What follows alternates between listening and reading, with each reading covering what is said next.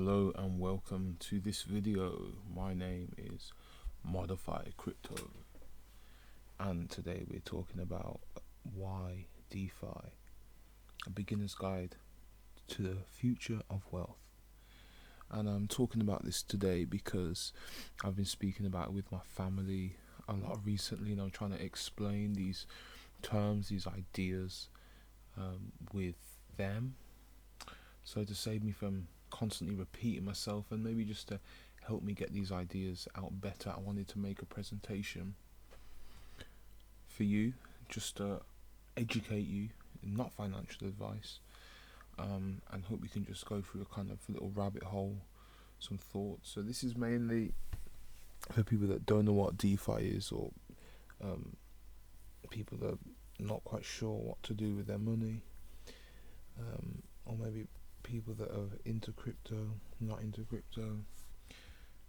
Best way to know is to listen and find out. So yeah, how it started. So some questions that I asked myself about like my money, because we all earn or we work hard to earn our money. That's basically what our life consists of, trying to earn money to live. And it's so important and fundamental to our way of life, our lifestyle, and just like the outlook of our life. Some people are made just from the day they were born. Some people are going to have to work all their life for minimum wage. Yeah. Anyway, so who can we trust to look after our money, or what can we look? What can we use? What can we trust to look after our money? Like a piggy bank, which is like under my personal responsibility, but obviously can easily be smashed, broken, stolen. Kind of same thing with a wallet. A banking institution, yeah, it's not as you can't really steal money from a bank, can you? And usually, if you're scammed, you can get your money back. Apparently, they're insured for like £84,000 in the UK. So I think you can kind of trust them. However, do you really know what your bank's doing behind the scenes? Yeah, it's a nice lady as the bank teller. However, like, yeah, the corporation behind that is a completely different thing. It might be anyway. That's up to you to figure out. Are the people currently looking after your money virtuous? Well, virtuous might seem like a weird question or weird word, but I think it is important. Are people doing things morally right in the way that I'd want to do? Yeah, I'm giving my money away to a bank, but if the bank is literally funding wars or drugs or gangs or whatever, like, is it doesn't feel right, does it? If you were banking with the same guys as the Nazis, you'd probably want to change bank, right? I don't know. How is your money currently being used by the people who look after it? So let's say we put our money in HSBC, and they're actually lending out all that money in and out. They are having a great time with it, making loads of money, and they give you what on a current account? A 0.01% interest rate. At the same time, your money is getting is being inflated, so the price is being devalued over time because they're printing and printing money. We're getting further into debt. Spending's going up. Yeah, it's crazy. So what are the positives and negatives to adhering to the status quo? This is something for you to really think about, weighing up, and like maybe also think about the positives and negatives of like what an alternative could look like. Yeah, this is some ideas just to think about, like why I would even consider this as a possibility. Maybe you're just happy with putting your money in the bank and that's it, and getting your 0.1%. But maybe if you found out how your money is being destroyed from under your feet, they'll take everything you have in the end, then maybe you'd want to do something about it. So for those people, I guess that would be the red pill. You can follow my me to the next slide, how it's going. So I guess I came to the conclusion for myself that I should be in control of my money, how it is stored, managed, and used to create wealth. So I kind of got three compartments. I think later on in the slides I call it like protect, manage, and to grow, something like that. Stored, I'm using a blockchain fundamentally to store wealth. This is not it's not centralized, is it? So it's not a company that has the details to my bank account. It's literally, I guess it's like public. If you found my account number, my wallet address, you'd see what I have on my wallet. But in some ways, that's a positive thing because you got nothing to hide then. It's there forever. You can't be censored, which I think is the most important thing. On top of that, I think it's important to say that I'm using like a ledger as well, which a ledger nano, which is a device that I have to plug into my computer. So whenever I do any transactions, I have to use that and confirm the transaction first, otherwise it will fail. So if you just like stole my laptop and try to log in, you won't be able to send all your money off. There's checks and balances in it. I would say for some people the risk of getting scammed is quite big.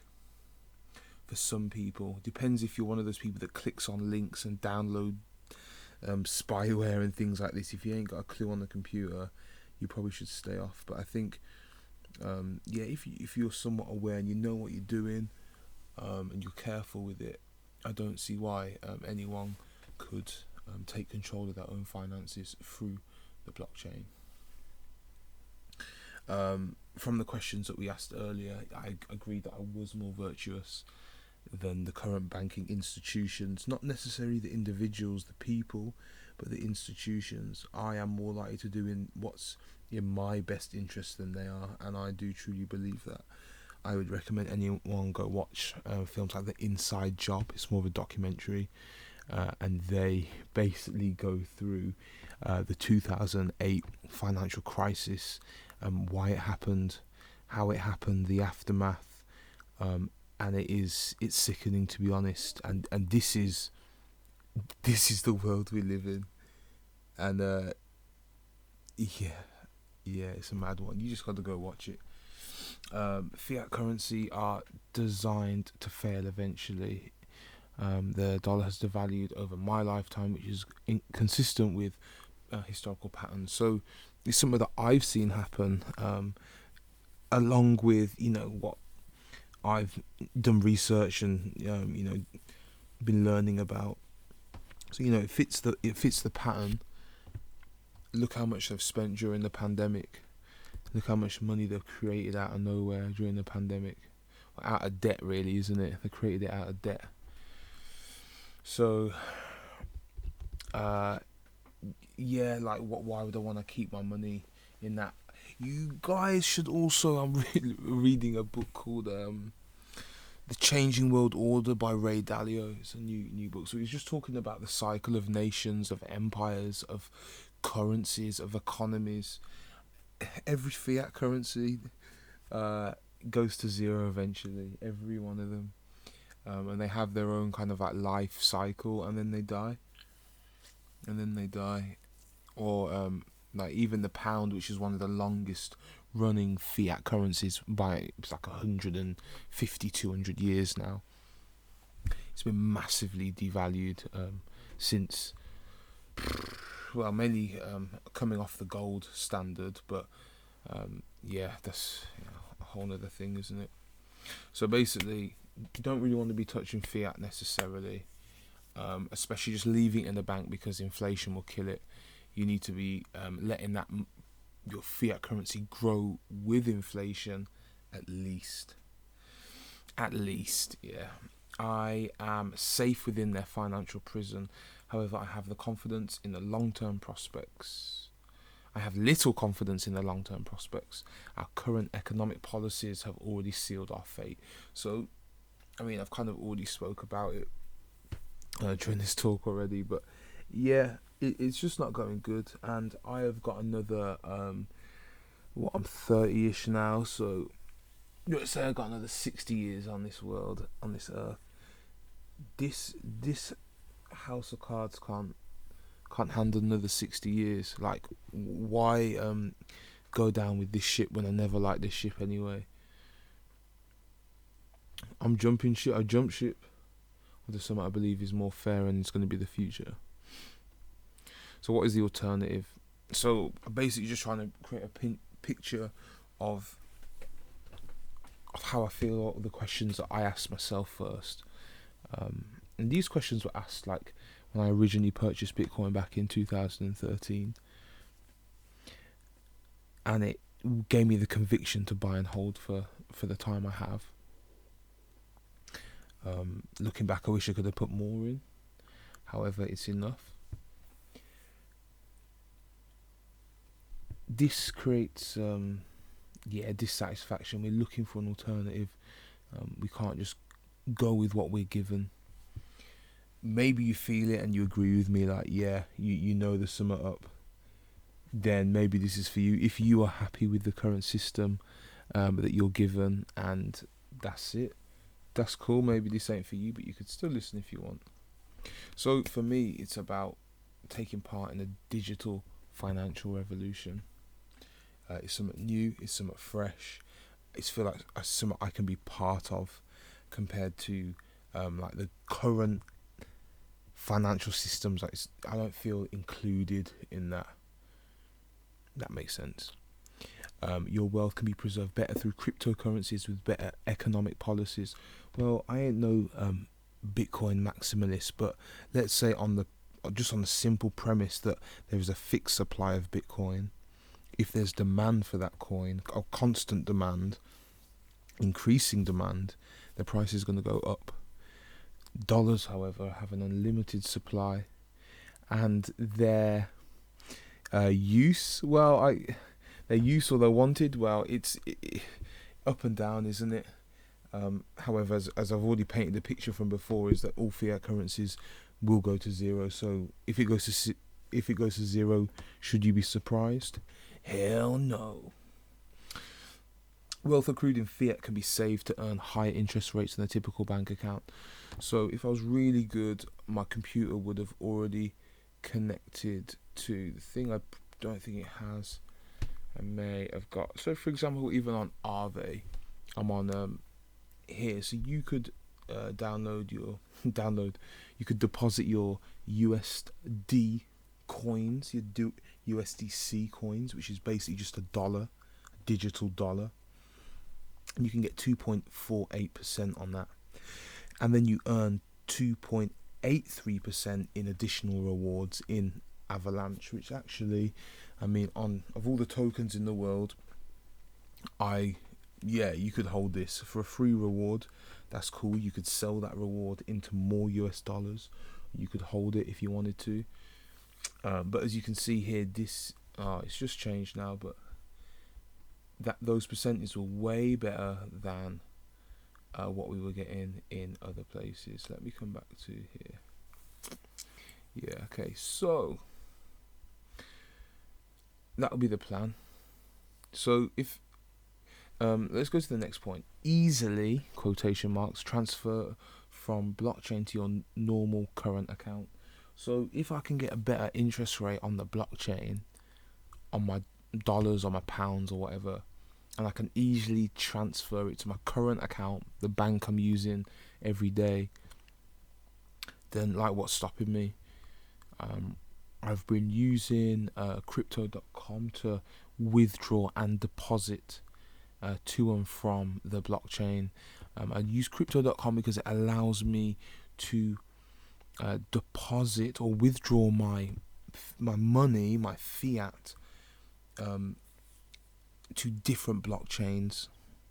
This might get into too much detail, however, it just gives me more options. There's Coinbase, but I think it's a little bit slow in terms of development of allowing people to withdraw their funds to different chains. I think that is important. You could use Binance, but in the UK it is Nah, not for UK people. Kraken's alright, I think, for sending to different chains as well. Not quite as hot as um, um what is it called? Crypto.com for me, so that's the one I'd recommend. So if I can use that with a credit card as well, I could be depositing money that I make on the blockchain into my credit card, which I can spend in the real world. So there's literally no need for a bank account anymore, because as I showed you, we was getting way bigger percentages. So the idea would be to earn fees from protocols or applications, companies, if you want to use that word loosely. I'm just trying to think about who's listening to this, or protocol is a bit of an obscure word to me anyway at first. But yeah, we're going to earn fees from the financial activity that happens. The financial activities, certain things such as borrowing and lending, which is normal financial activity for a bank, as we've already discussed and have shown you. Liquidity, providing rewards. Now, I would consider this, or to put it simply, is that you are a farmer providing goods in a market, and by allowing people to buy and sell your goods, you're earning rewards for that, which is good, which is good. Swap fees is kind of the same thing, but also I'm thinking about things like Curve, where if you own or stake your tokens as part of their protocol, they're going to give you fees for almost like being a member, being a shareholder of their protocol. And so that's one way to use it as well. So the big idea here is I'm creating passive income on the blockchain with my assets, which can't be done in our traditional legacy financial system. Money in the bank is dead. That is my ultimate conclusion. Simple. And then the reverse that is money in your blockchain bank can grow. With asterisks, because this is not financial advice. This is just education. I'm giving my opinion, putting some ideas in your head, or getting you to think about ideas, and you may get wrecked.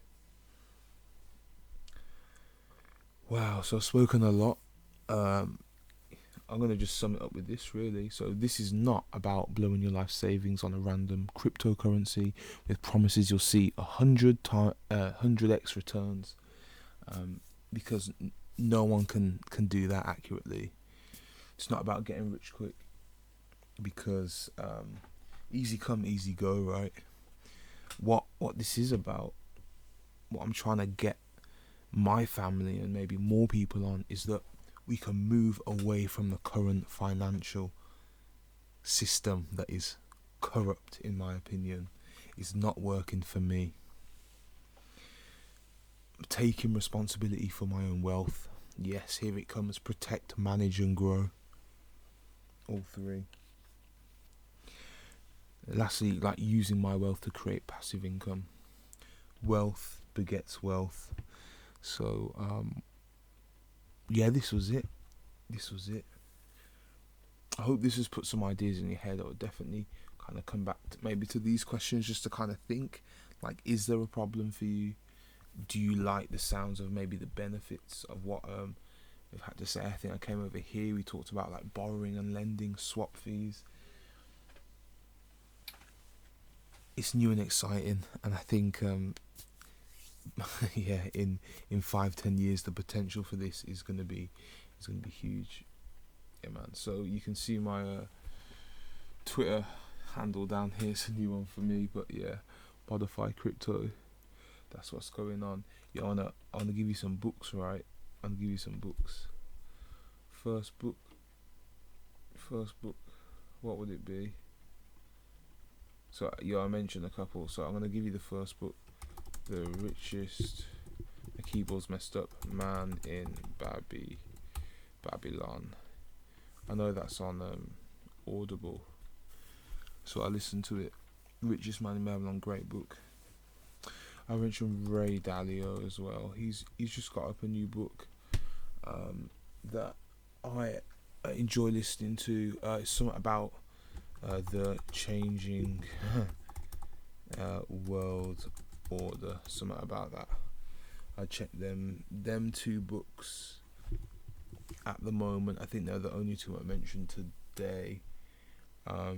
This one is like quite biblical in a sense. It gives me that Babylon vibe. Well, the biblical vibe. Sorry. It was set during those days, I guess. Ray Dalio. Yeah, this is just good modern. Where we going? This is kind of the thinking of DeFi. It's yeah, I haven't finished it yet, but it's like he's kind of pushing for something to happen, and the whole time I'm listening to it, thinking like, yo, dude, you're talking about crypto, you're talking about DeFi, but let's see if he gets onto that. I doubt he will, but enjoy your evening. I've spoken too much now. This is my first video. Appreciate if you like, subscribe, comment, do all those things. Ask me questions. I'm gonna go more into depth. Goodbye. Don't get wrecked, and yeah, modify your life or something like that.